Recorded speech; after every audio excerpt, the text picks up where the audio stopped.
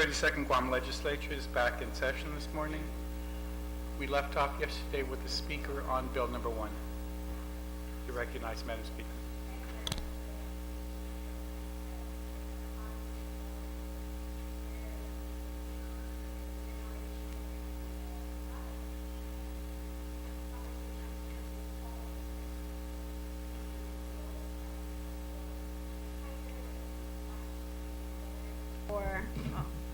Buenas tardes. Jus masi, Mr. Speaker, dan todo ito maniluho gini the legislature. I want to thank you very much for your patience and understanding and in the deliberation of the bill. And there's the biggest, I guess, conversation was taking place on page 4 with the funding source.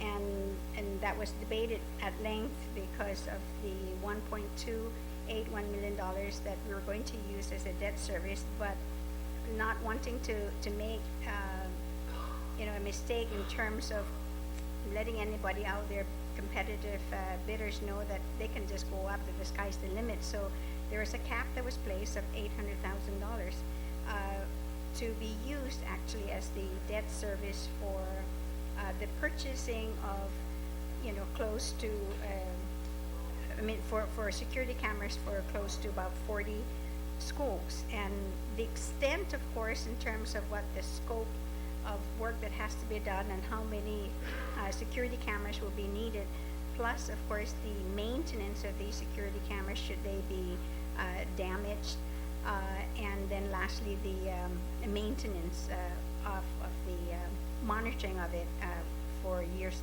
for at least 7 years.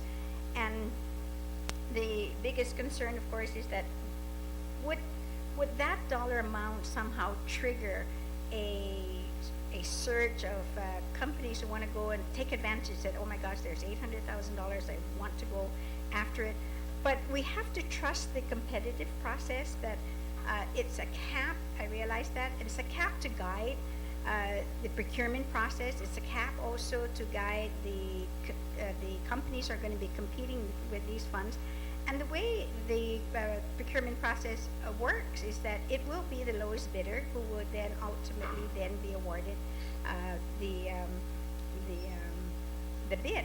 And although yes, 800 may be the cap,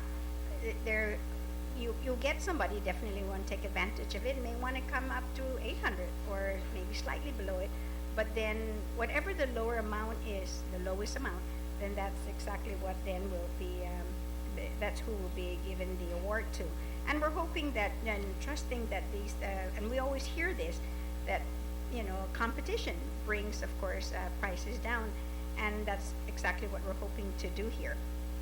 So to alleviate some maybe of the concern about that dollar amount, and after speaking with GSA about this as well, and then at the same time it was the same language that I had proffered for other bills prior to this, when we go out to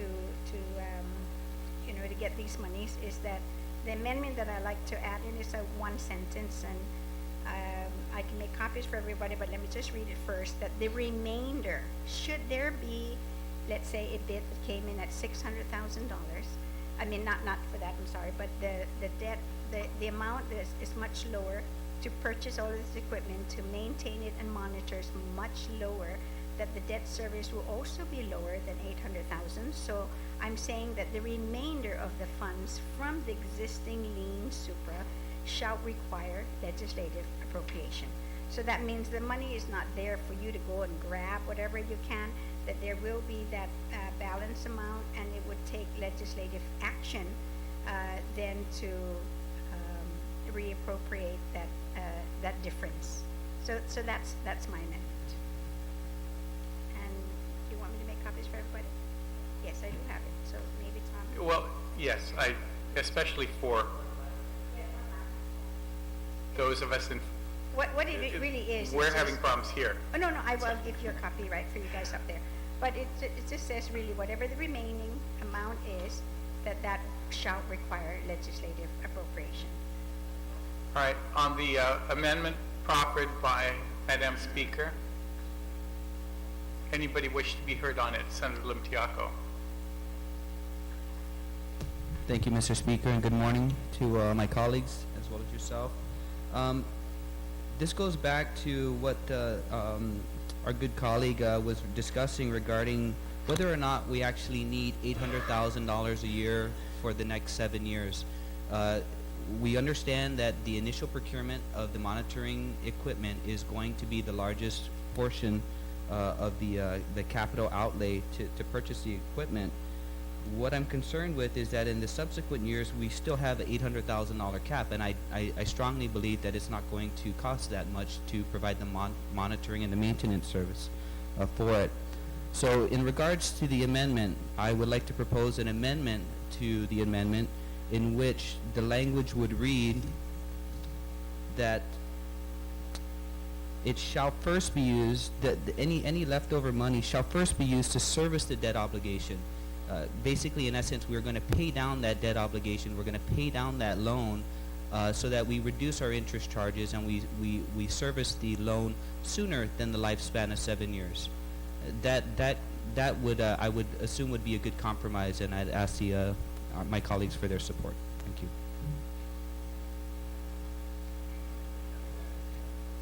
Senator Panlina.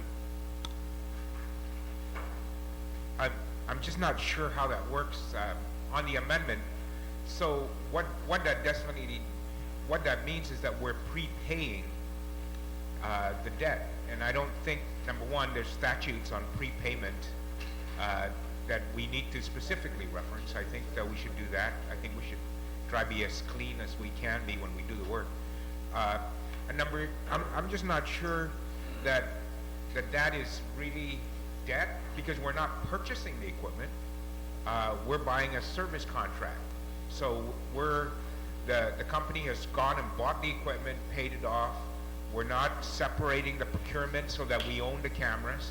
So are we prepaying our service contract? Is that what it's going to be? Because when the bid comes in, it depends really on how the bid's structured. So when the bid comes in, it could be, as you know, the good senator indicated, and we could structure the bid in such a fashion that we say, you know, the first year shall be front-loaded with regards to the capital cost of the purchase of the equipment, and then we have a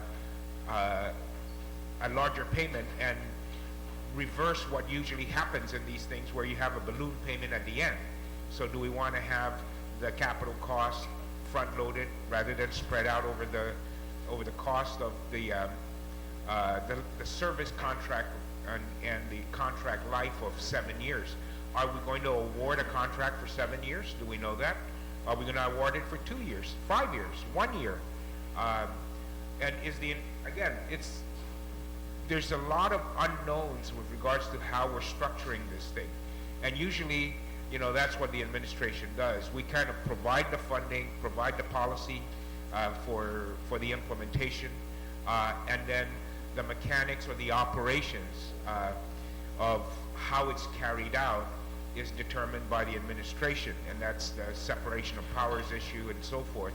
Unless we want to take the time to go and exactly decide how we're going to structure this bid and so forth, I think this kind of amendment, you know, is just, it's almost, and I'm standing here defending the right of the administration to kind of structure implementation and law, because I truly believe, whether I agree with the administration or not, I recognize the difference in our roles and the powers that each branch has. And while I will dictate policy, the implementation of that policy, I do leave and respect the administration's prerogative and authorities as outlined in our laws and statutes.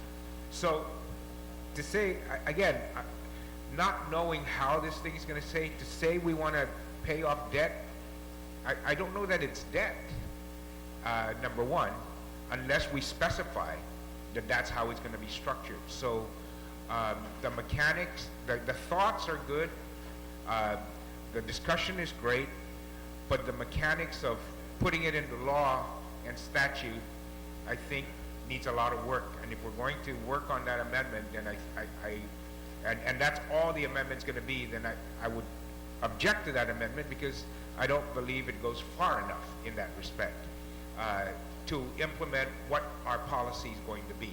So maybe the good senator might want to just kind of think about that and decide how he wants to do this and be detailed in regards to it so that we don't end up not moving or moving in a different direction and not agreeing and so forth. And that's the one thing I've found, that when I want something done, I try to be as specific as possible, or else I recognize where the lines lie and stay on my side of the line. Again, that's my thought on the amendments. I think it's great, but we don't know how things are going to be, and doing that, I think there's still a whole lot of questions unanswered with regards to the amendment. Thank you, Mr. Speaker. Thank you very much, Senator. Any other senator wish to be heard on this, or is there a recommendation by the proffering attorney, senators? Thank you, Mr. Speaker. We could amend the amendment to read such language that if in the event that a loan is acquired in order to procure the monitoring equipment, it shall be first used to service the debt obligation. Any existing funds that are less than or above what the amount would be used to service the debt obligation. I'll take a short recess.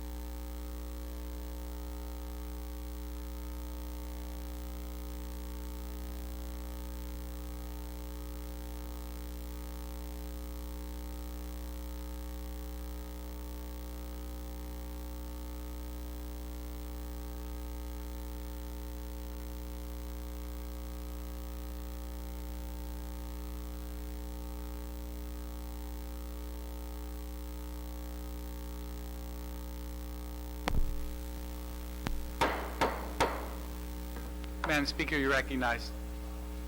This is Masi, Speaker.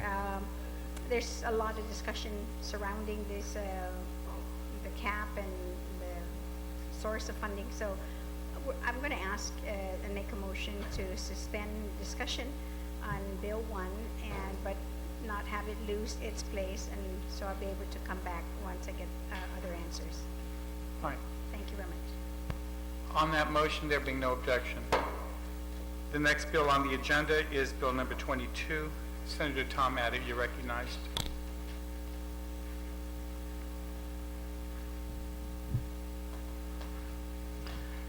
Thank you, Mr. Speaker. I would like to move Bill 22-32, COR, to the third reading, and I would like to discuss it. There being no objection, so ordered. Mr. Speaker, Bill 22 seeks to amend the current statute regarding acting appointments. Current statute limits acting appointments to 90 days, and after that individual has served their 90 days, they're going to have to stand down for another 360 days before they can be reappointed.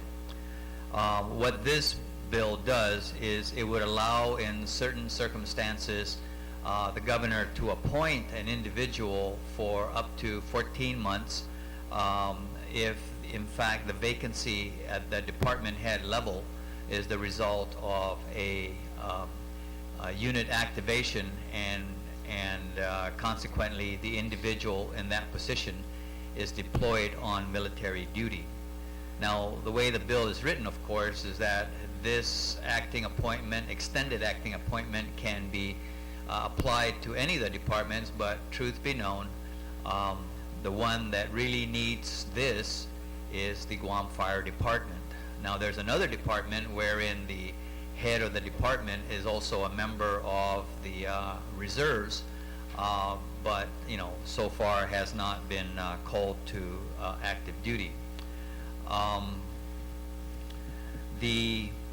So basically, the goal of Bill 22 is to provide the departments in those events where the confirmed head of the agency will be gone for an extended period of time, to afford the agency actually the continuity of leadership during that absence, as opposed to every 90 days changing out. In the case of the Guam Fire Department, because the current chief will be gone from that position for approximately 14 months, it's going to require 4 acting chiefs over that period of 14 months. And certainly that does not lend itself to stability in the organization. Now, there's a couple of provisions in here. One, there are members of the fire department in the senior management level who really are willing to step up and take over and provide the leadership in that department during the period of absence of the fire chief.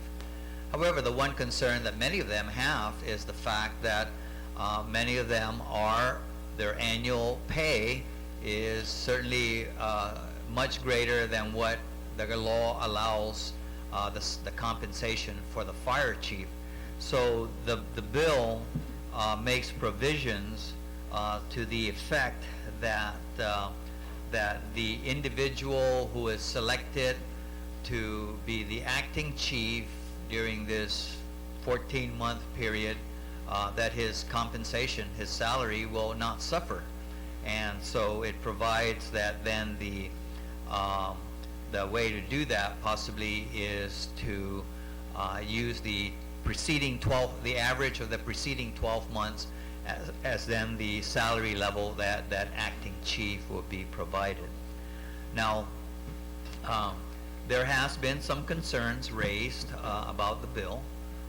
One is the fact that the bill stipulates that the individual who can be appointed by the governor into this acting position will have to be a classified employee within the department. So it have to be somebody who's actually currently has been with the fire. But the concern that has been raised was the fact that possibly, I just don't see it happening, that the governor may decide to go down into the lower ranks and pick a firefighter 1 to be the acting chief. I don't see that happening, but the concern has been raised, and I do have an amendment that will actually address that concern. There has been another objection that has been raised, and this was raised by the director of the Department of Administration about the salary level that's being proposed. And the objection, her objection basically is that, hey, if the law says that the salary level of the fire chief is $60,000, then whoever's acting should stay at that level. And the reality of it is that I know when earlier I had asked the fire department for their succession plan of how they're going to cover the next 14 months, they did identify three fire battalion chiefs who are willing to step up and at least be in that position for 90 days. And but then when this bill got introduced, that would allow then somebody to sit in there for a period of 14 months, I asked the acting fire chief, okay, so initially you came up with 3, how many now are willing to endure it for that long of a period? And the list came down to 1. And I imagine if we don't, you know, if that individual if his salary has to suffer because of the fact that he's willing to step up to maintain the leadership of that organization, we're probably going to come down to 0. And so then, you know, you have a fire department that, you know, nobody really wants to, and I don't know whether you can force, you know, one of the battalion chiefs to say, it's your turn in the barrel this month, and then go to the next guy and it's your turn. And that kind of leadership certainly is not something that I would welcome. So, Mr. Speaker, before I begin, I guess I would like to go ahead and make my first amendment to address the concern about the possibility that the governor might, you know, pick some very junior member of the department to be the acting fire chief, you know, some firefighter 1 versus a battalion chief. And so on page 3, line 2,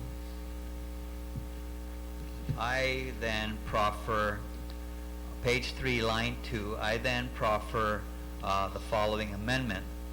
Starting there on line 2, it reads, may appoint a person who is a classified employee and at no less than the 3rd senior ranking management level of the same department, agency, or instrumentality. So then what that means in the case of the fire department is that you basically have the fire chief, and then I believe you have the assistant fire chief, and then you have the battalion chiefs. So the selection that the governor can make to appoint to that acting fire chief position for an extended period of time would have to be somebody who's at the battalion chief level or higher. And so that, Mr. Chairman, Mr. Speaker, is the amendment that I proffer for Bill 22-32. On the amendment proffered by Senator Tom Abbott, any senators wish to be heard on it?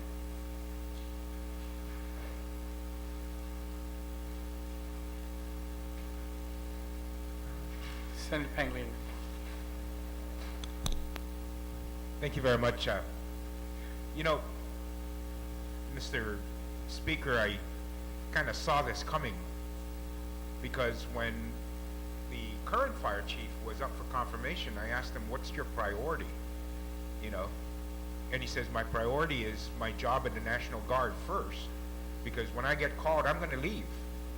I'm saying, but you have the right or you would have the you would have the opportunity, or you would have the right to not be deployed if you were determined to be an essential employee of the fire department under the call-up. And he says, yes, but I'm going to go. And so we knew that, and we're here now, and we have to deal with it. But this body confirming because he was qualified. So I say we just kind of, I want a qualified fire chief, whether he's working there for 10 days or whether he's working there for 10 years. And so maybe my position on this would be to make it very simple, that the person appointed for the interim shall meet the qualifications to be appointed for a permanent fire chief. Because that's what we want. I mean, we put the criteria for what type of skill level, educational level is needed to effectively and properly manage the Guam Fire Department from the technical side, and then we review the character side and his plans and so forth during the confirmation. We're not going to have that now. We're not going to make any kind of determination during any kind of confirmation. We're not going to be able to vet out somebody who's going to be there for the next year or 14 months. At the minimum, we want somebody appointed to that who could be, if he was willing to serve in a permanent capacity, qualified to hold that position. So the guy at the third management level may not qualify. So I would ask that maybe we just think about saying that they appoint a person who is a classified employee who meets the qualifications to hold the permanent position of fire chief, and then leave it at that. And it could be that he could be a firefighter 3 and has a master's degree or equivalent in another law enforcement agency, not that necessarily at the fire department. So that would be my suggestion. I don't want to say I want to make an amendment to the amendment, but that would be my suggestion. Thank you very much. Thank you, Speaker Ben. Mr. Vice Speaker? Thank you very much, Mr. Speaker. I'd like to echo the sentiment raised by the retiring speaker. In the last legislature, I introduced legislation to place as a requirement for the fire chief that we recognize and reward the men from the Guam Fire Department who have taken the time and made the effort to get their masters in public administration. And I wanted to put the MPA as a requirement for the fire chief. Unfortunately, or fortunately, the fire chief was confirmed before my proposed legislation was heard, so it was mooted. And so I understand what the retiring speaker from Barragata was saying, and I think it's not necessary that it be seniority, but I think it should be qualification. And for all those Doc Sanchez scholars who took the time to go and get their masters, to give them the opportunity, especially, and some of them are not even 3s because of the fact that there haven't been promotions in the department. So I'm not sure if we might want to take a few minutes, but it was raised by the retiring speaker, and I'd like to also echo it, that we have some educated young men at that department, and I'm not sure what their salaries are. Maybe they would have no problem with it, and with the salary at whatever it is that is set by law, and would prove that they're capable of taking the position of fire chief, and this might be the way that they prove themselves for the future. Thank you. Thank you. Is there any senator wishing to speak on the Ad amendment? If not, we'll go ahead and take a brief recess so that the Vice Speaker and Speaker Bennett, the author of the amendment, can work something out. We're in recess.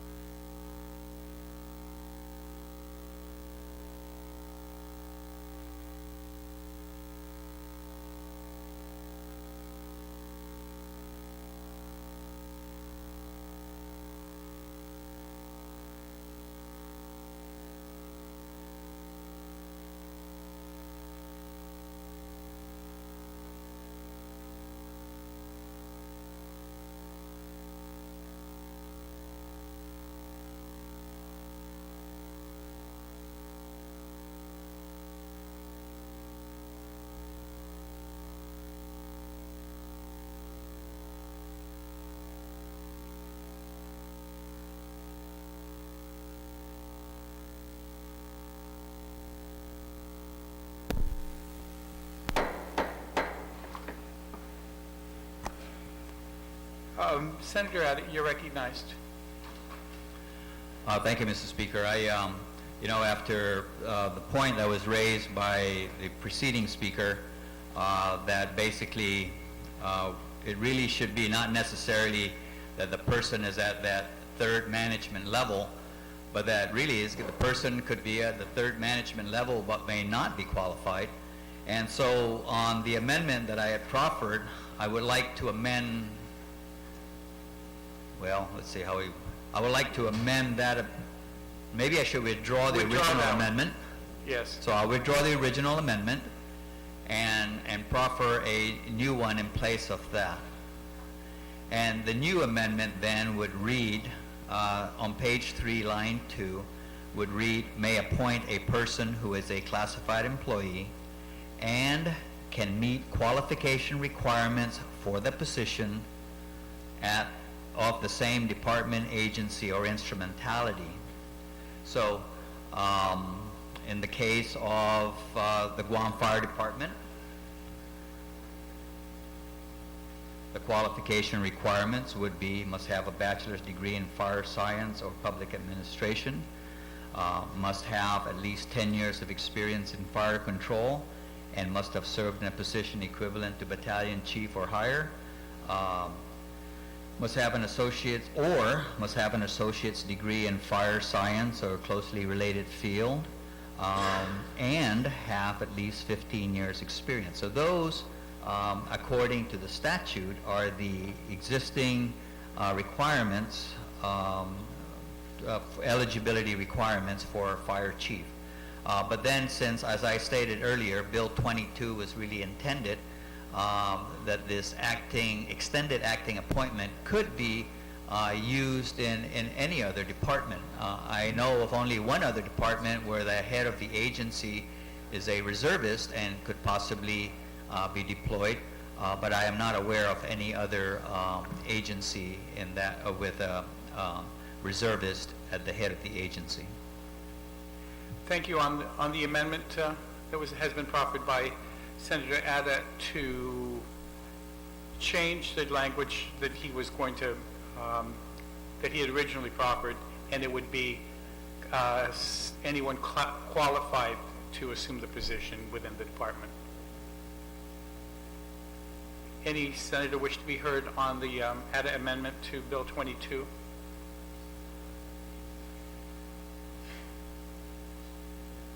Thank you.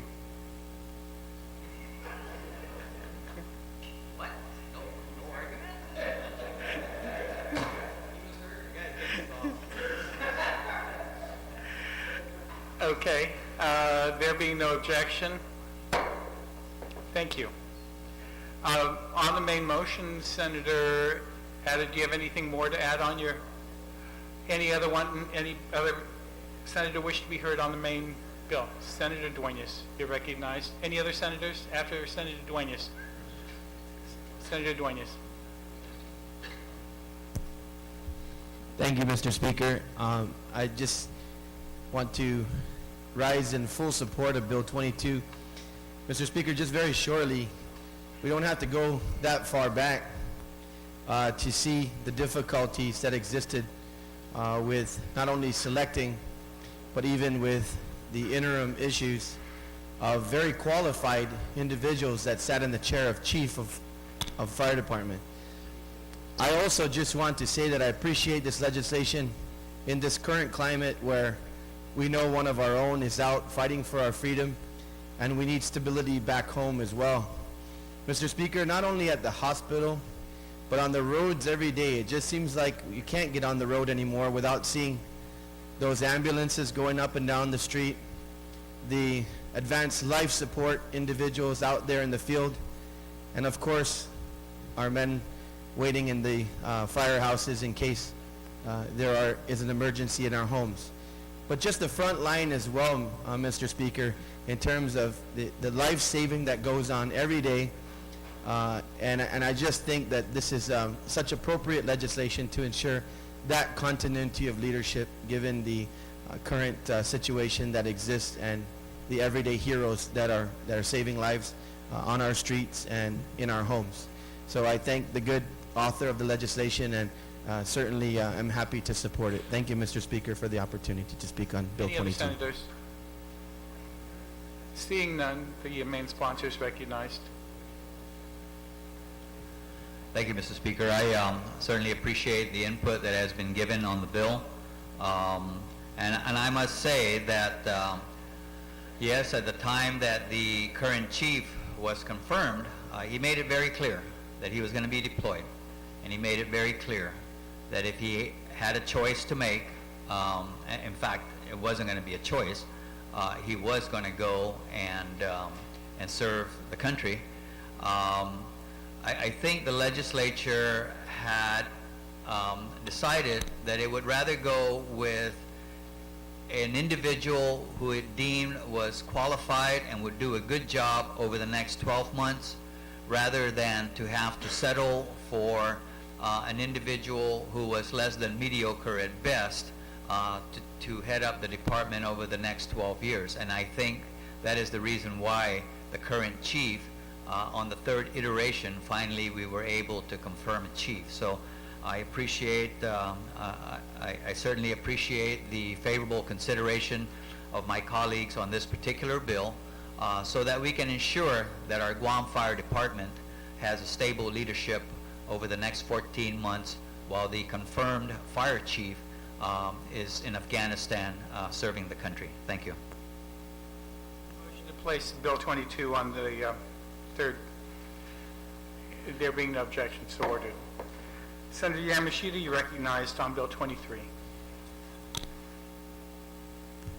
Thank you very much, Mr. Speaker. Mr. Speaker, I ask that Bill 23-32 COR, as amended by the Committee on Municipal Affairs, Tourism, Housing, and Agana Restoration and Redevelopment Authority be placed in the third reading file, and I ask to be able to speak on it. Mr. Speaker, I'm sure everyone recognizes this. We attempted this last term, and it didn't make it for some technical reasons. I think we cleaned up the first technical aspect of this in that we got the property lot number correct this time. Certainly learning a lot about research and who I can actually trust and rely upon. And so we've got the property number correct. This, again, is an effort to give the mayor of Agate and her assistant mayor a piece of property where she can continue to help the 5,000 people in Agate move on with their quality of life. The property that we want to, that I'm proposing that we transfer to the mayors is the current fire department, or it currently belongs to the fire department, and the fire station used to be there, but they had succeeded in getting assistance from GER and the Community Development Block Grant and have been operating from a new place since October 2010. And so the former fireplace is sitting idle. The mayor says that she's through partnerships would be able to fix that and move out of her termite-infested location. And then what she would like to do is to allow Sanctuary, a nonprofit, to move into the existing mayor's office right now. And because of Sanctuary's nonprofit status, they would be able to write for and hopefully get some grants, of which then they can refurbish the current mayor's office and operate a satellite office for our families in Agate and the other southern villages. Mr. Speaker, those of us who pay attention know clearly that our people in Agate need help. Our CPS rates are very high there. Our suicide rates are very high there. Our abuse rates, our crime rates are very high in Agate, for whatever reasons. But we do have a mayor and an assistant mayor who are working very hard to pay attention and to provide the kinds of supports and services that are needed to strengthen, to better the quality of life for their 5,000 people there. Giving them a place that is not termite infested, that they can build, that is safe and healthy, would be a very good sign of good support from this legislature. The fire GFD has submitted, if you read the committee report, has submitted again a letter of support. The mayor's office is very supportive. The front office had actually been working on an MOA to do this, but we all know that MOAs are good. Statutes may be even better. So I ask for this body's consideration in supporting this proposal, Mr. Speaker. Thank you. Thank you. Thank you very much, Senator. Senator Morrison, any other senators wish to be heard on the bill? Followed by Senator McCready. Thank you, Mr. Speaker. I rise in support of Bill 2332. I certainly can appreciate the author's effort, this swift action, that is proper use of the facility to be under the jurisdiction of the Agate Mayor's Office for community use. As I have expressed earlier, a similar bill to transfer the FQ Sanchez facility under the property under the jurisdiction of the Umatic Mayor's Office for their community use. Mr. Speaker, we've all seen what could seriously happen to a very good facility like FQ Sanchez Elementary School with no actual transition plan for another use for the community. And I believe it's going on already 2 years, and the historical property has become a target for copper wire theft. Shutters have been stolen. The air cons are gone. And I believe eventually it's becoming a haven for drugs and crime. So I'm glad the authors are moving quickly with the help of the mayor to transfer this facility under their jurisdiction for positive use. We've also seen clear examples of the recent transfer of the Maryland Cook School in Malesu under Mayor Charglove. And that facility has been put to very good use. It's busy weekly with after-school and youth programs that is taking place there. So again, Mr. Speaker, I hope that this body will consider moving swiftly with other facilities within the villages and transferring them under the respective mayors so that we can put these facilities to best use. So again, I applaud the author for this bill. Thank you. Thank you very much, Senator Morrison. Senator McCready, you're recognized. Thank you, Mr. Speaker. I rise in full support of this bill, and I commend the author, the good Senator Yamashita. I do have a question, though. On the second page, line 1, when it says the mayor is going to transfer to the old fire station, and the current facility will be used as an outreach service center. So my question would be to the good senator, is it possible that we change the language to state that we will mitigate the problems of the old mayor's office before the outreach centers move in, therefore we won't have this problem again? Thank you, Mr. Speaker. You yield. Yes, Mr. Speaker, thank you.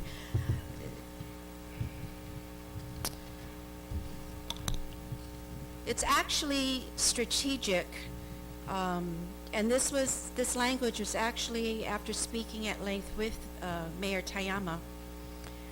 The strategy is that if she allows the nonprofit organization Sanctuary to move in, then they at that point will be able to apply for grants and get financial assistance that we as a government entity may not be able to access and get. So giving it to them in this condition, they realize the condition, but they look forward, they're confident that they can get some grant money, and that grant money would then be used to fix the current facility.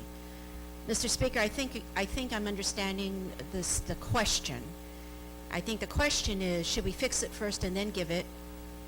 And the response is, to fix it, we need to have Sanctuary move in so that their nonprofit status can be utilized to get the grant support.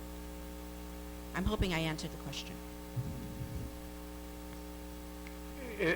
Does that answer your question, Senator McCready?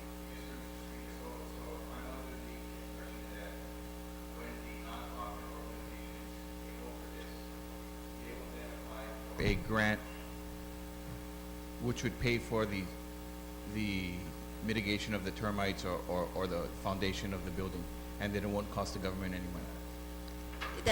And that's the goal. In today's climate where there is no money, I'm told there's no money, that this, again, I thought was an innovative strategy. The nonprofit is saying, that we can, because of their status, access some grant money. So they're very excited about opening up a satellite office closer to our families in the South. Thank you very much. Is that sufficient? Senator McCready, you recognized again if you have any Yes, further sir. questions or comments. I would also like to yield one more question. Is there a timeline that we are looking at for these MPOs to move in and then complete their process of renovating? Do we have a date or something that we can have tangible that we know when they're going to move in? Please. We did not identify a date. If this body feels that we need to identify a date, we did not identify a date. Thank you. Thank you. Any further questions? Senator Pangilinan, you're recognized. If you're done, Senator McCready, is that correct? Okay, Senator Pangilinan. Thank you very much, Mr. Speaker. Mr. Speaker, I'm a little concerned about the bill, its introduction, and the effect it has on something that is, to me, very important. And it may not be common knowledge, maybe, of what this legislation would do with regards to, in this case, the Chamorro Land Trust. It is my understanding and my impression that when properties used for a specific purpose by a department or an agency, and then that use is no longer part of that property and had not been reserved by that department and agency pursuant to the Land Reservations Act, which was passed subsequent to the implementation of the Chamorro Land Trust, then that property then becomes excess government property, so to speak, or excess property for administrative government use and transfers to the jurisdiction of the Chamorro Land Trust. So, in my reading of those statutes, it is my impression, and we have asked the Department of Land Management to verify some of these issues, that property is now under the jurisdiction and the inventory of the Chamorro Land Trust. So what, in effect, I believe this bill would do is now take property out of the Chamorro Land Trust that would be available for the Chamorros and the trust beneficiaries for either development or lease to the beneficiaries of the trust, or an entity that would provide some economic gain for the trust to implement its programs, that it now becomes taken out of the trust and placed within the jurisdiction of the mayor of Agate. So I support Agate. I love the community.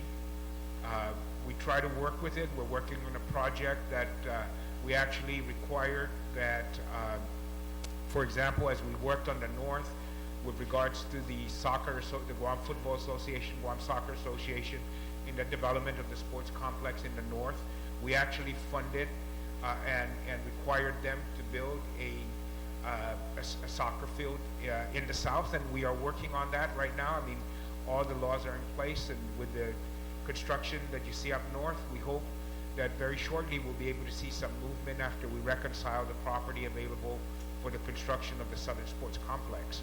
So I've been working over the years in this, not letting up, to try and make that reality true for the Agate community. So I want to provide the resources for the mayor, so that she can service her residents better. But I'm also know that the Chamorro Land Trust is challenged.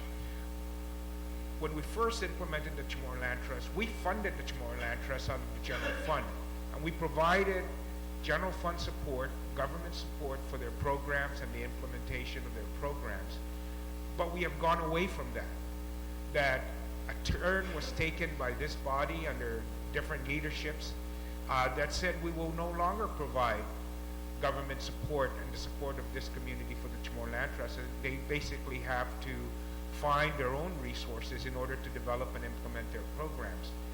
And so taking this property out of that diminishes the ability of the trust to implement its programs and take some of what would be and could be, you know, commercially viable property for development to support the trust away out of the trust with no replacement to support the trust and its programs. And so it really, I don't oppose the mayor having resources, but I don't think it should come from the trust.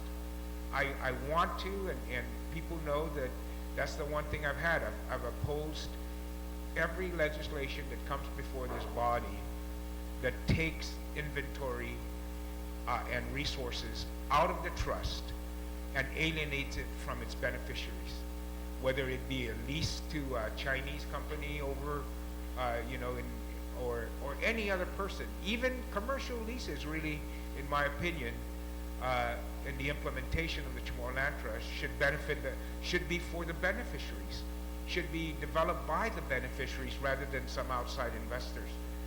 That's how strongly I feel about the trust itself and the need to provide perpetuity for land and resources to Tautau Itano, Winigitanota. And I understand and respect and support the desire of the mayor to have additional resources to help her service her community. I understand and respect the response that the good senator who introduced this legislation, that she has responded to that request and so forth. But for me, the priority at this time, and has always been for me, that when it affects the trust, and I believe it would diminish the ability of the trust to service and protect and provide opportunities for its beneficiaries, that I find it very hard to support those initiatives. And this is one such initiative with no malintention. I want to say that I understand everyone's here, but there's no malintention on anybody's part. But for me, the priority has to continue to be to protect the trust and its beneficiaries and the resources of the trust. Thank you very much, Mr. Speaker. Thank you very much, Senator Pangilinan. I have Senator Duenas up next. Any other senator wish to be heard on the bill? And then Senator Nicholas. Speaker, you're not going to speak. Okay, thank you. I'll take you off. Thank you very much, Mr. Speaker, for the opportunity to rise in support of Bill 23. At the public hearing, I made it very clear of my intentions to support this measure on the floor. I appreciate the good author and the co-author, Senator Muñoz Barnes, for moving this measure. You know, I share the passion and the concern and really truly the gatekeeper, as far as I'm concerned, of the Chamorro Land Trust in the retiring speaker and his continued advocacy. The question that I have sometimes, Mr. Speaker, and I guess as we go through we'll see how this plays out, is the government of Guam land inventory, you know, in my opinion, really will always rest with the Chamorro Land Trust, with land management, with the proper regulatory, you know, oversight for government lands. As a matter of fact, I mean, one of the key things that we did for the short time I had at land management was to continue to register government land in Yamatak and all over this island, that there's thousands of acres that still exist out there that need to be registered and secured in the inventory of the government of Guam. I see this measure as the same as what happened with the Dedido precinct. When Gura built the new precinct for the officers there, and then the good mayor of Dedido assume that property. I see these transfers, in my opinion, as a continuation of good government service and operations for our people. And in the event, as the good retiring speaker mentioned, in the event that the highest and best use of the land and its prime location is secured for another purpose, to benefit the trust, to benefit our people, to benefit our government, the government of Guam should have no problem in securing another resource, another piece of property for the mayor's office to continue their critical functions and simply continue to do even what us as private citizens do, and that is to seek for the highest and best use of our land, and in this case especially to benefit the people. To me, the immediate need is to see to the operations of the mayor of Agate, to continue her operations and the good work that she has done over the years to beautify and secure the village. So I want to say that I actually agree with both positions, but the immediate need, in my opinion now, and it's not going to be out of the government of Guam's inventory, the mayor will be a gatekeeper for now, to secure the property, to keep it clean, to move her operations going forward. And should the government of Guam find a need to move her to maybe a less, or move that office at some point to maybe a piece of property that has lesser value where the highest and best use of this current location could be used, then that could happen at that time. But I think this legislation is timely for what we need now. And so that is the reason, Mr. Speaker, why I'm going to continue to support it, saying that I believe we have a win-win opportunity. And I also would like to say also, Mr. Speaker, I did not see during the public hearing any opposition from Department of Land Management, Chamorro Land Trust, or Ancestral Lands, or any of the land agencies or any fiduciaries within the government of Guam. So, not disagreeing, maybe being a little bit disagreeable, but nonetheless, I think there's an opportunity for all of us here, and I certainly want to see the mayor secure this property for now. Thank you, Mr. Speaker. Thank you, Senator Duenas. Senator San Nicolas.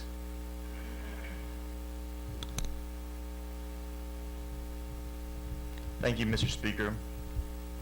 I have a tremendous amount of respect for Speaker Pangilinan.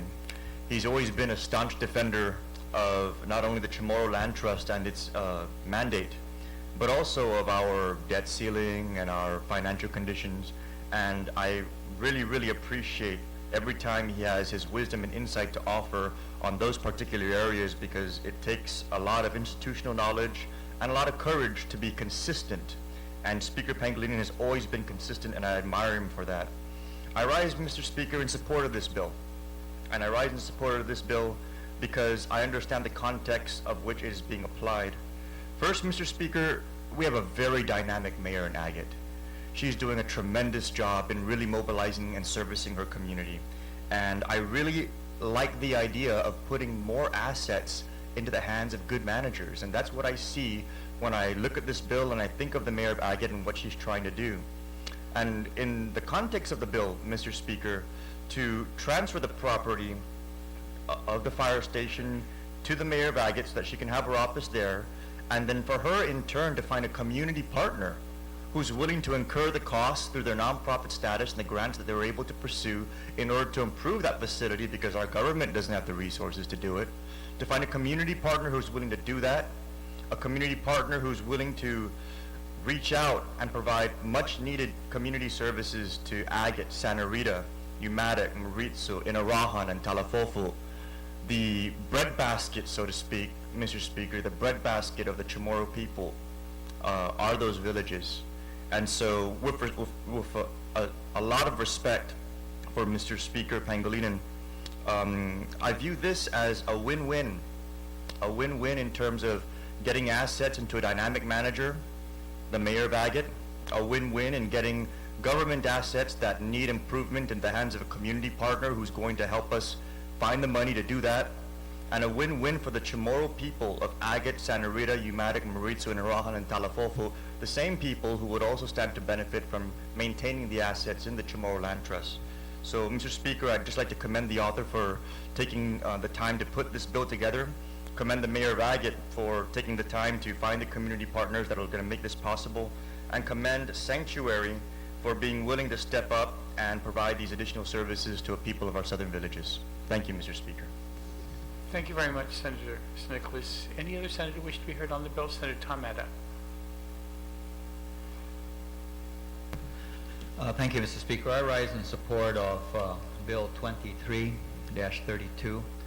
And just a couple of notes that I wanted to bring up. Of course, times that I passed through Agate, I've noticed that the mayor certainly has done, I think, an excellent job in maximizing the use of the available space down there, and all that, so that it benefits the people of Agate and the passers-by that pass through Agate.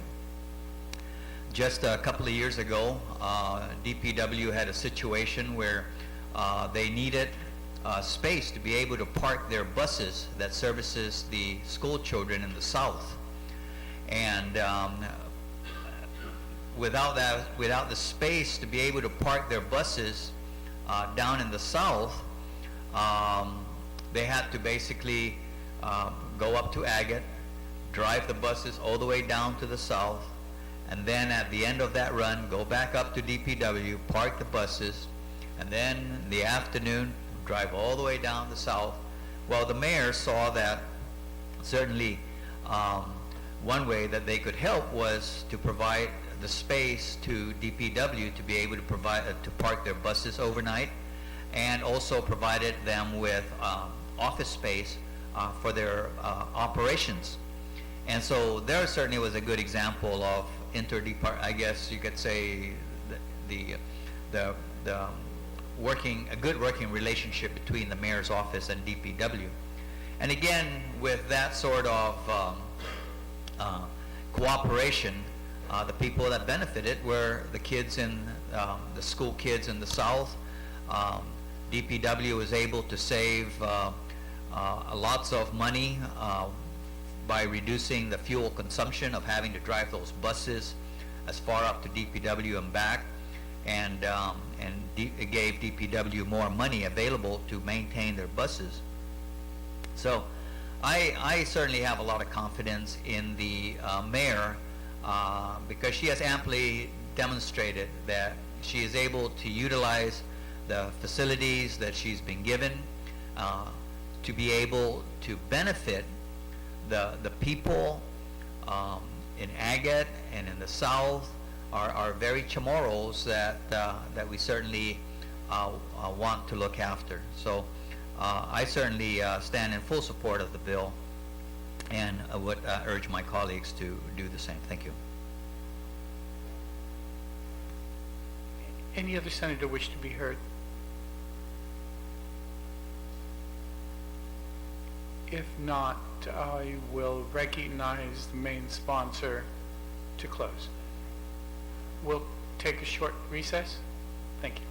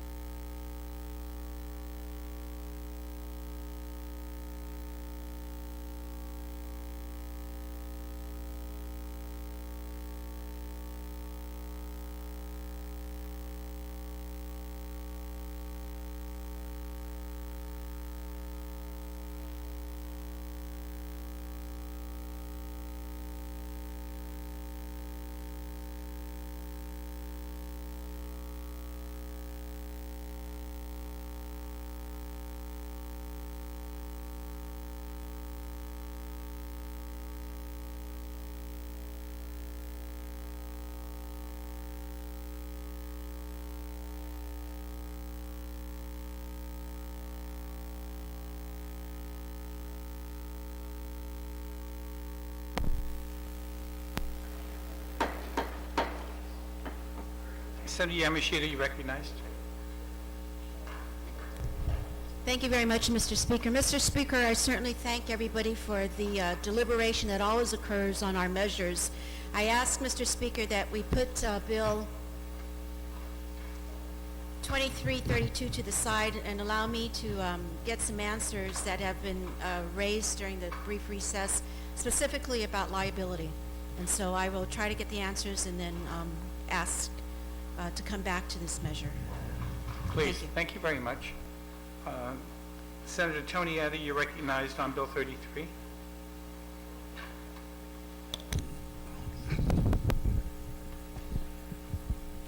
Thank you, Mr. Speaker. Mr. Speaker, I'd like to move that Bill 3332 COR be moved to the third reading file. I'd like to speak on it, please.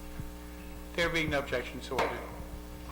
Thank you, Mr. Speaker. Mr. Speaker, Bill 33 requires that individuals who bring in vehicles from other locations outside of Guam show that they either paid the tax or they are exempt. We know that Customs makes a great effort to collect the use taxes on cars when they arrive at the port.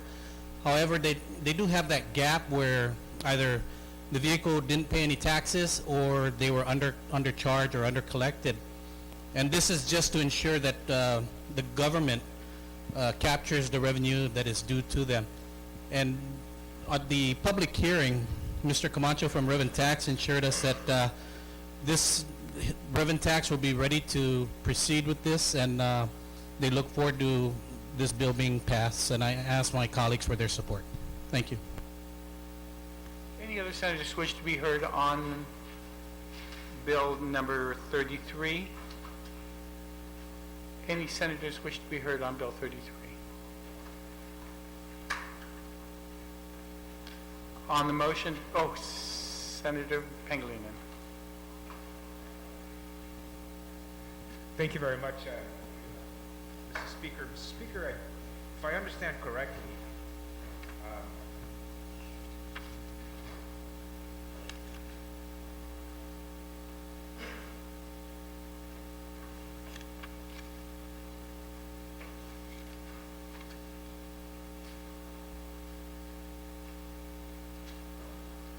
the bill would require that, I guess, the payment of the use tax in order to ensure that the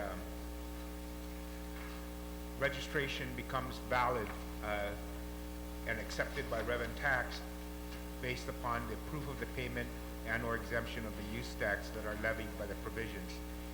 And I think that this is something, of course, I think that would benefit the community with regards to economic activity. I think that's one of the things that we find many states and many communities grapple with is, outside purchases outside of the state, used within the state, that uses the state resources without the benefit of having the taxes on those purchases paid to the state to support the state programs. And so I think these are the things that we look at. These are the initiatives that I believe continually make some incremental steps in terms of stopping our leakage of revenues.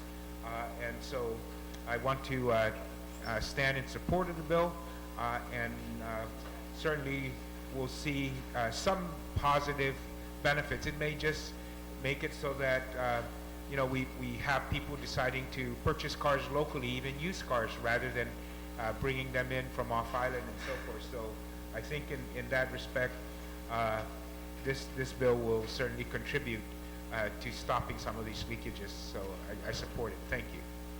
Thank you very much. Any other senators wish to be heard? If not, then Senator Addy, you're recognized to close.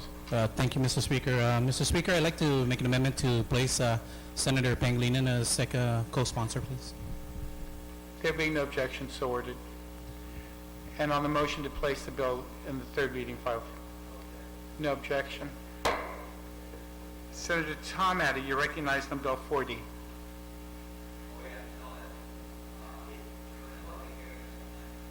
Oh. Okay. Okay. Then, Senator Nicholas, do you want to speak on your resolution number 2?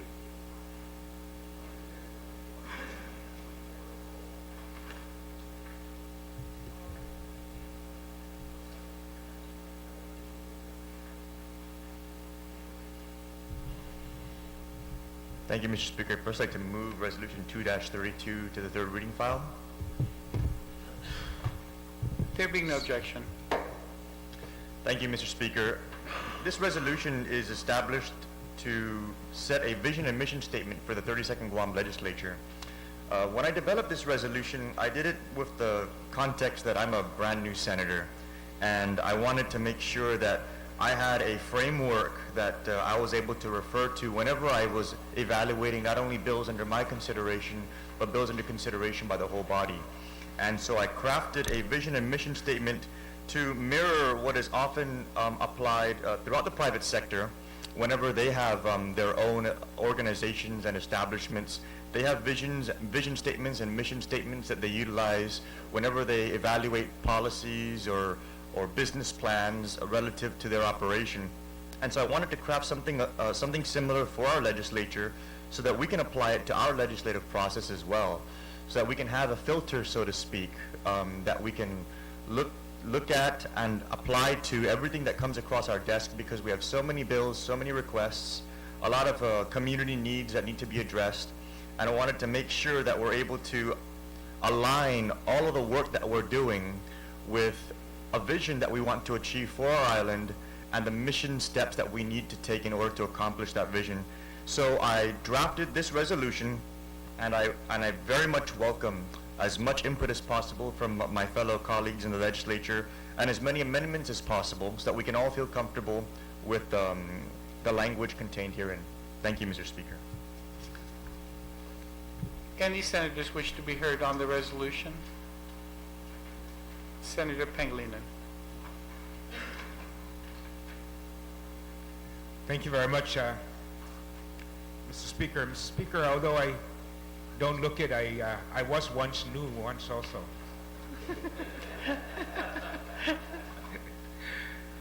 They were doing the badge at protocol here, and under color of hair I put NA, and they were asking me, what does that mean? I said, new atan, new look. But Mr. Speaker, I certainly appreciate the good author's intention here, the work, the proposal, and certainly I want to adhere to this. The kind of discomfort I have is, what if I don't agree? How? What if I don't believe that growing opportunities for all means tax cuts? It means tax increases to support education and repair of our social fabric from the taxes raised by the increase in taxes. That would grow opportunities for all if we have an educated community. We have a community and we repair the dysfunctional families by providing them the resources. We don't have homeless because we provide public sector housing.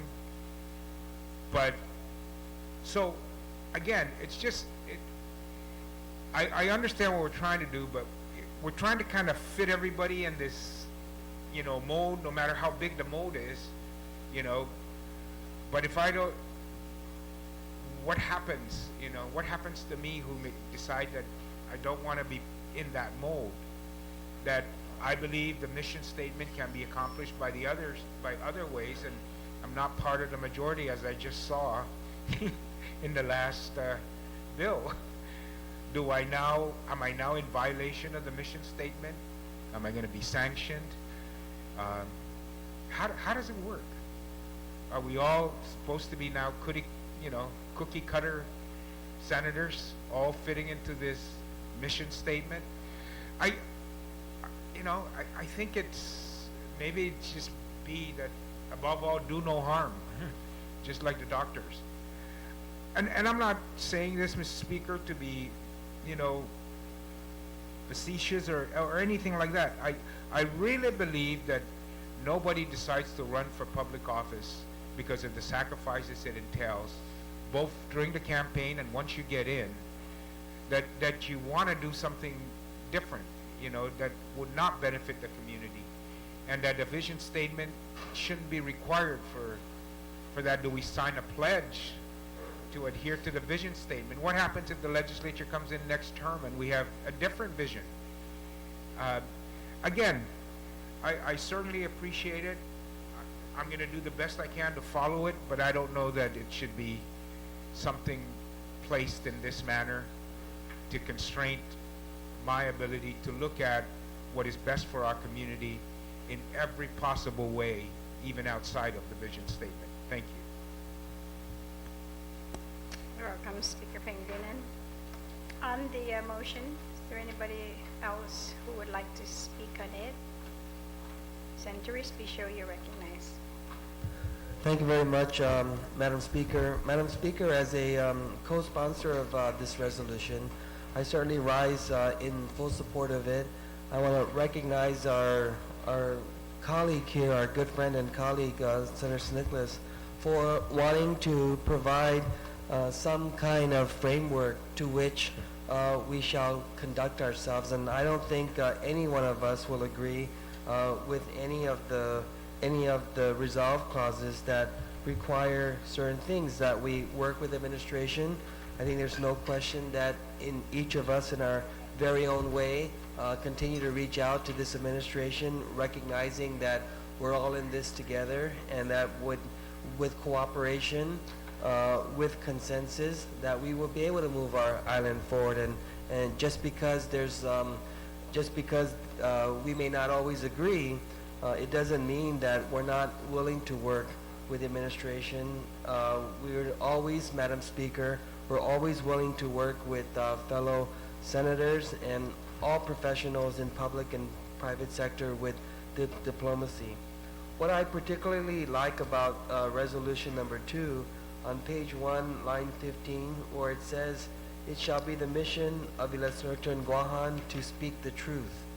To speak the truth, Madam Speaker, and I want to stand to say that this legislature has taken the position of being absolutely transparent, of being held accountable to the highest degree possible. And in our branch of government, Madam Speaker, when we speak the truth, we almost expect others from other branches of government, particularly the administration, to do the same. So much so that we required by law that whenever the administration officials are testifying to the legislature on matters of finances, that they have to swear under penalty of perjury that what they're saying to us, the information they're providing to us, is the truth. And, you know, at first they were taking offense to this kind of requirement, saying that it's because we don't trust them, but it wasn't a matter of trust, Madam Speaker. It was providing a law for these administration officials to be able to fall back on, to tell their appointing authority that it was a requirement of the law that they disclose the information they have to us. And I certainly rise in support of the next requirement, that we provide a path of mutual benefit with the federal government that encourages development and addresses ongoing concerns in a manner that reflects our patriotism. And so this clause is basically in line with our commitment to having a Guam First Commission and having a one Guam approach to all matters federal territorial related. And so as we think about this resolution, I certainly rise to say there's no harm in providing this basis to which all of us have committed to strive to.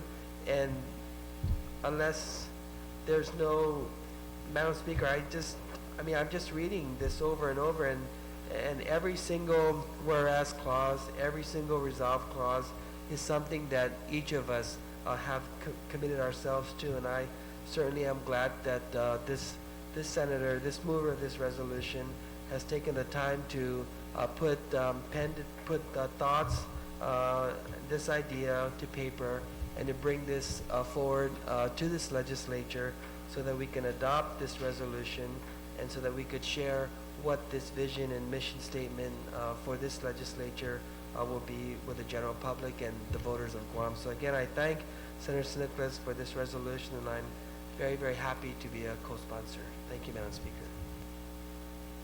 You're welcome, Senator Espicio. On the motion, I recognize Senator Limtiaco. Thank you, Ms. Speaker. I definitely like to commend the author on his attempt to focus our legislature in specific areas. I definitely know from working with several companies that a mission statement is absolutely necessary.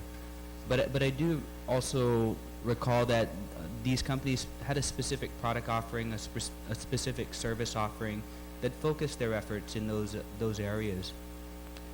You know, as we look at the bill, there's 7 points, and all of them have merit, absolutely.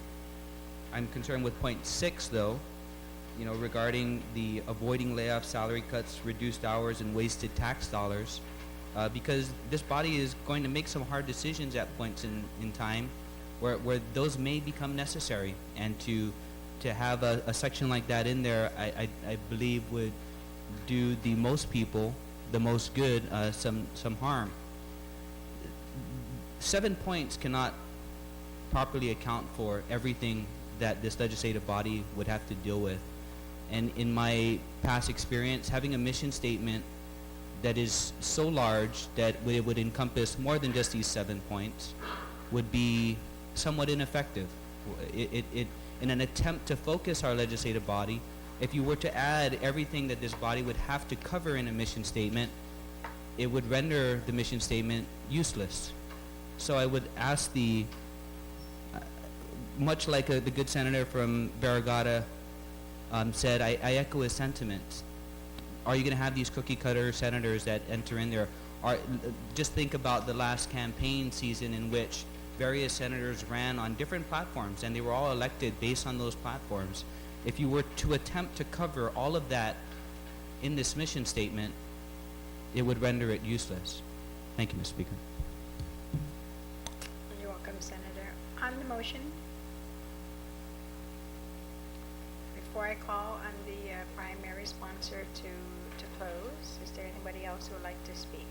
There being none, Senator San Nicolas, you're recognized.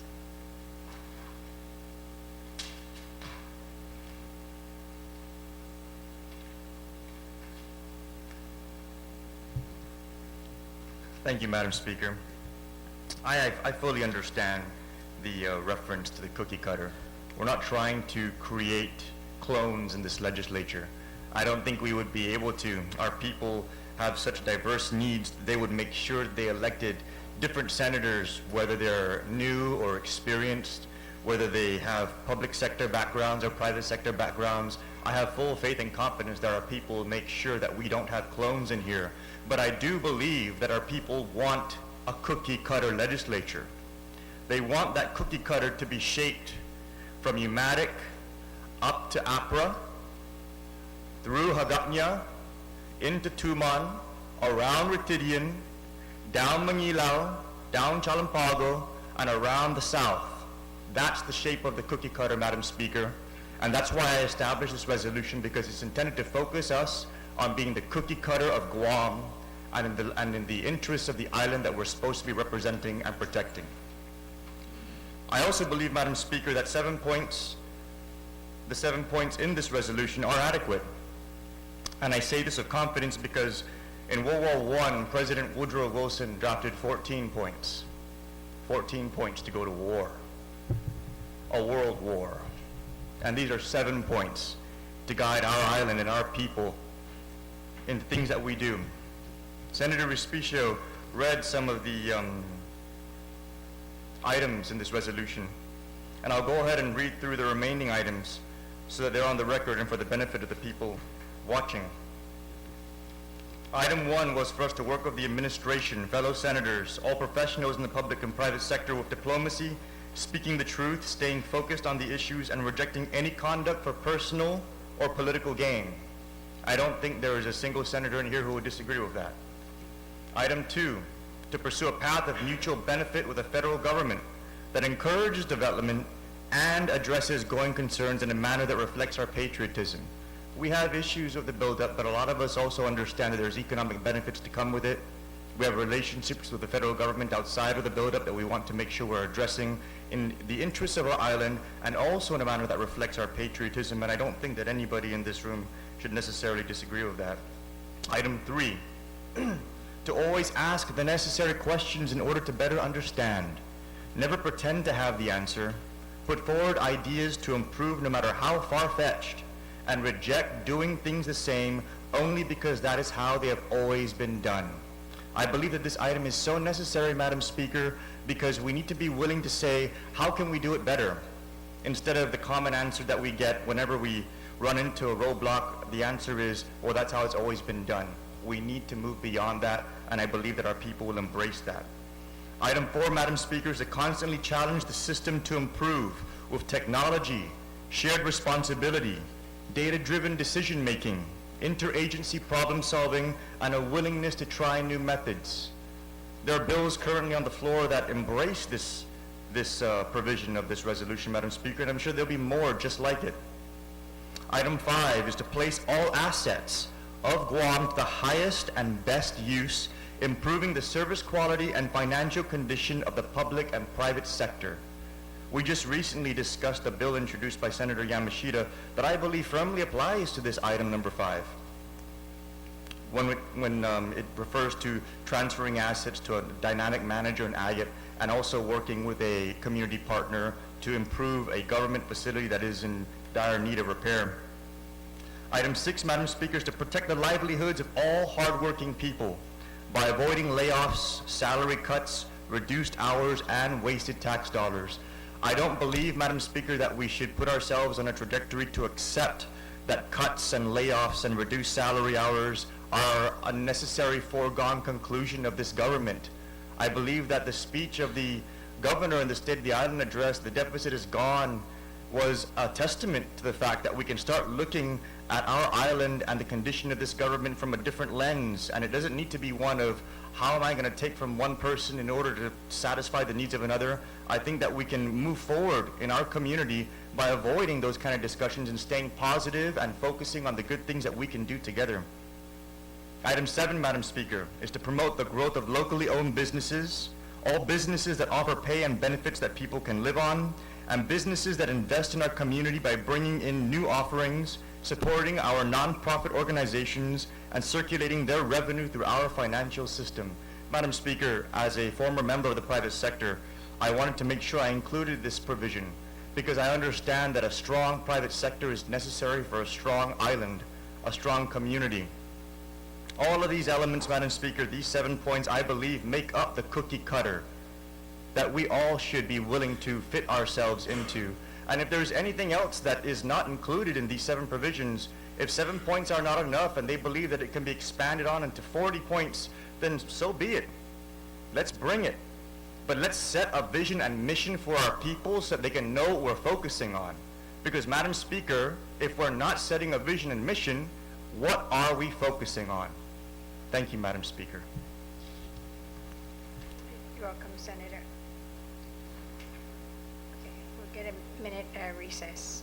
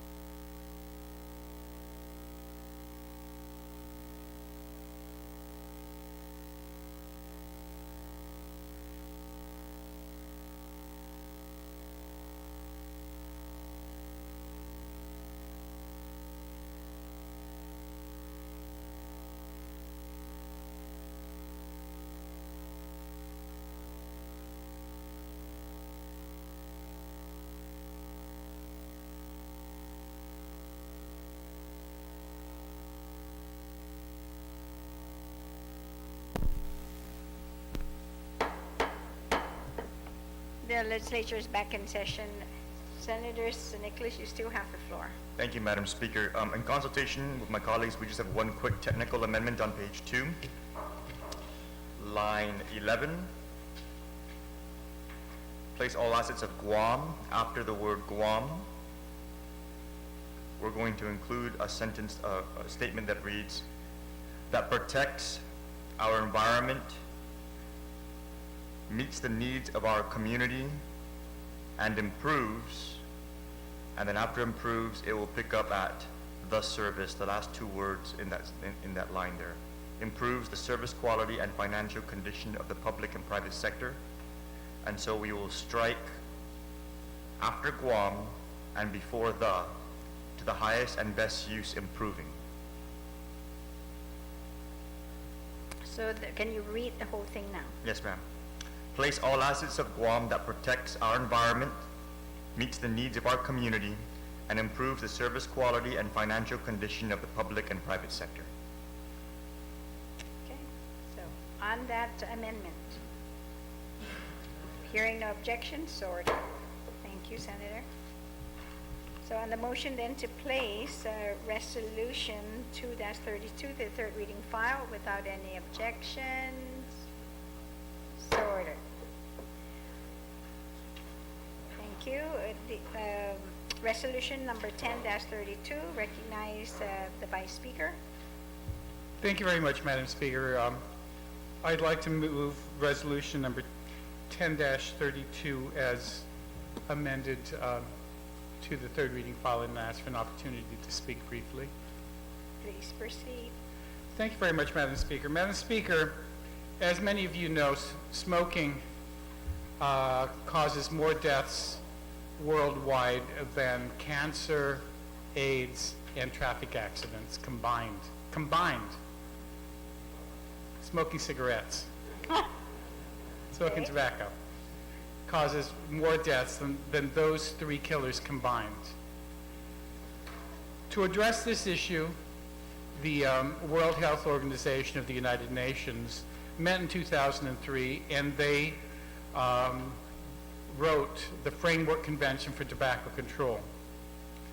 After the FCTC was passed by the WHO, it was adopted and ratified by, it was signed by all the nations of the United Nations.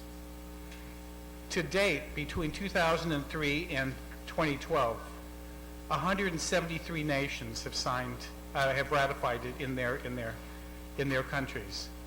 The United States, as you know, after a treaty or a agreement has been signed, has to be ratified by the United States Senate.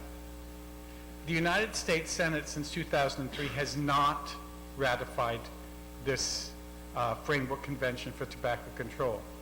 In 2005, a freshman senator from Illinois, one Barack Obama, knew about the FCTC, and he wrote a letter to the then President George W. Bush asking President Bush to send the FCTC to the U.S. Senate for ratification. President Bush did not send the FCTC to the Senate to be ratified before his term of office ended. Barack Obama sent it to the presidency in 2009, and in the 4 years of his first term, he has not seen fit to submit the FCTC himself, as president, to the Senate for ratification.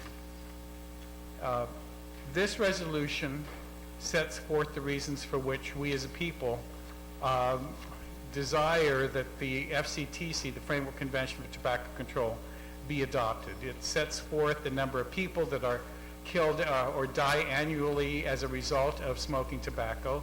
It sets forth all the deleterious effects of tobacco on ourselves and on our children and the growing number of children. Guam, unfortunately, has a distinction of having the highest smoking for teenagers among all the 50 states plus the territories. And that's a distinction I'm not too proud of, but it is a truth nonetheless. And so, Madam Speaker, this resolution reminds President Obama that as a senator, he wanted the FCTC to be sent to the Senate for ratification, and asking him, now that he's in his second term, that he be able to, that he send it to the FCTC. Madam Speaker, the tobacco lobby is so strong that I saw a piece of legislation that was actually passed. It's a public law, federal public law, which mandated the Food and Drug Administration to put together some regulations as it relates to tobacco.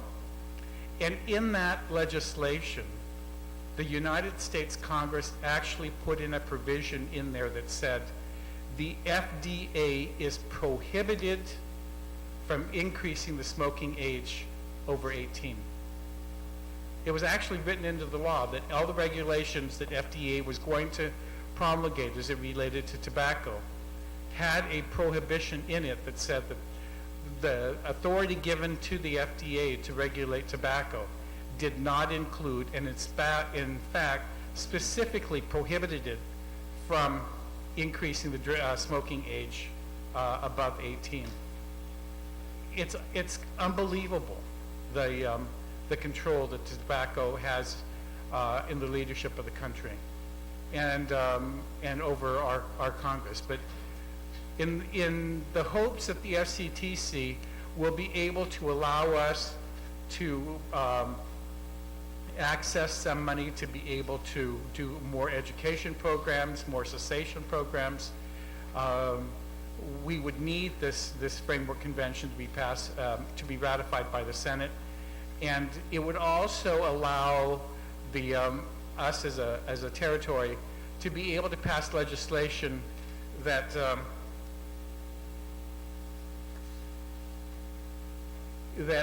would include, excuse me, Madam Speaker, that would require that we address these issues. And so I'm asking this body to assist. We passed this once in the last legislature and sent it to no avail. But I'm asking that this 32nd Guam legislature go on record asking the United States to ratify it. For the information of the new members of the legislature and those that didn't attend the hearing, all of the nations surrounding Guam have approved this FCTC. If you go to Palau, you will not see cigarettes up on behind the counters in the stores. It's hidden under a counter, and you have to specifically ask for it. If you go to the Philippines, the same thing is now happening. They have very plain boxes. There's no advertising for it. Even China, one of the largest tobacco producing countries in this region, has passed the FCTC. The United States has not. And I think for the health of our children and for the health of our families, it's imperative that we, as a legislature, go on record stating that we want the United States to join with this framework convention, to utilize the provisions that are in that convention to pass laws as it relates to advertising, pass laws as it relates to how we showcase, and I use the word very loosely, showcase tobacco in our stores, and how we as a community make sure that our young people are not exposed to this this drug. And it would see it, and I know my staff goes crazy every morning because they know if I'm in my bad mood, I might move for legislation to put tobacco on Schedule I controlled substance.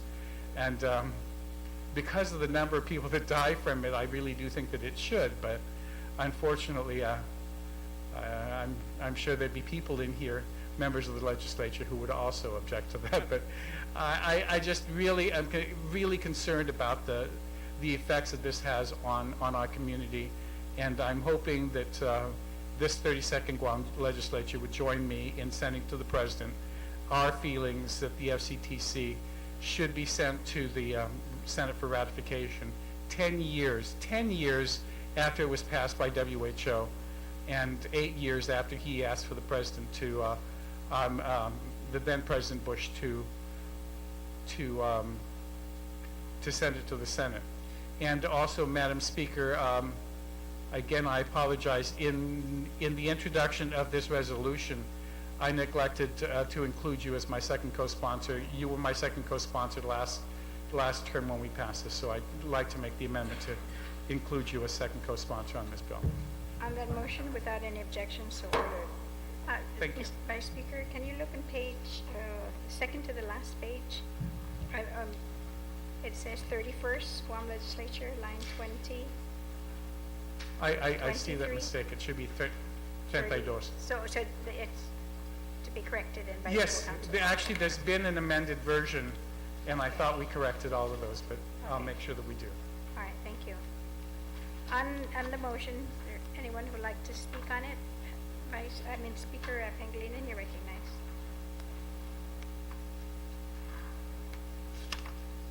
Thank you, and Sidus Masi, Madam Speaker. Madam Speaker, of course I rise in support of the amendment and commend the author for his brave work when it comes to these kind of issues.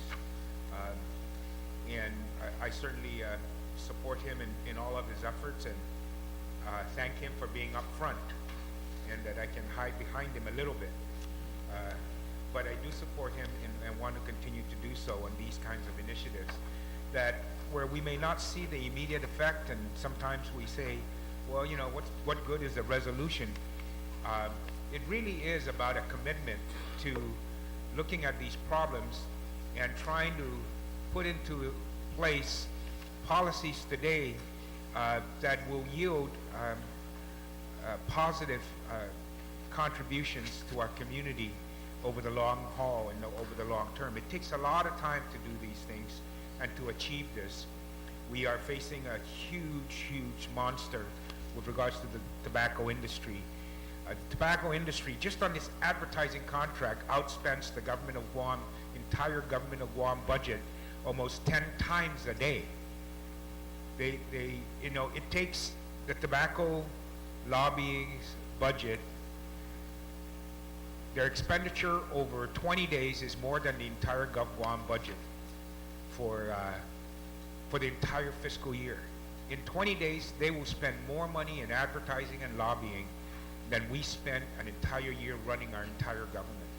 That's how much money, and that's the magnitude of the force that we face in these tobacco companies. I do want to just ask a couple of questions, maybe. Madam Speaker, I think I think it's on the third page. Pages are not numbered, so starting from page 1, 2, and on the third page, I just want to make just a minor amendment, and that's on line 1. I'd just like to change the word kids to children. We refer to children and youth throughout the resolution, and I just want to be consistent. And There's the resolution as amended, where it has a Oh. page number. oh Is that what you're looking at? no, I'm looking at Okay, the so other one. there is then, and they're numbered in your committee report here. Yes, and it's right after the original.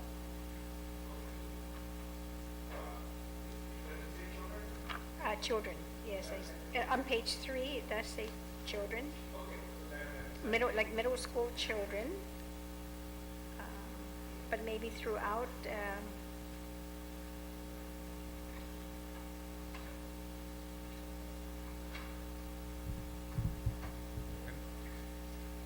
and page 3, at least on line 16, where it says Guam's middle school children. Okay.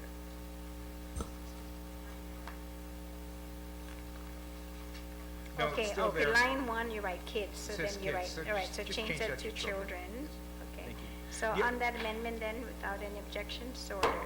The other thing I just wanted to be very clear on is I know that President Bush, I believe, never sent the treaty basically to the Senate for ratification, but I'm not sure if President Obama, if they offered the bill, he has not. Right, so what I would suggest and what I would propose then, Madam Speaker, is that we add a second resolve clause.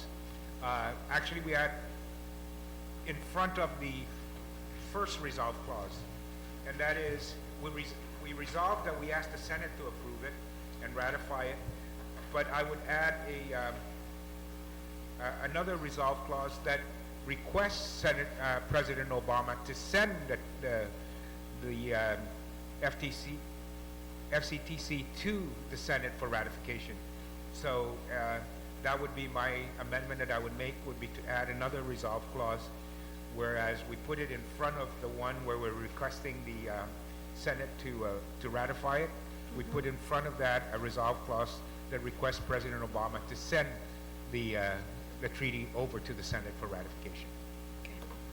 On that amendment, on a resolve clause that will be on page 7 above the first resolve clause, is that President Obama then, we urge him to, President Obama to send the FCTC to the U.S. Senate for ratification. Any objections? Objections? So ordered. On the motion, any more discussion? There being none, Vice Speaker, would you like to close? I just thank the members for their support, and I move it to the third reading file. Thank So you. on the motion then to place a resolution at 10:32 as amended to the third reading file without any objection, so ordered. And we will recess until 2 this afternoon.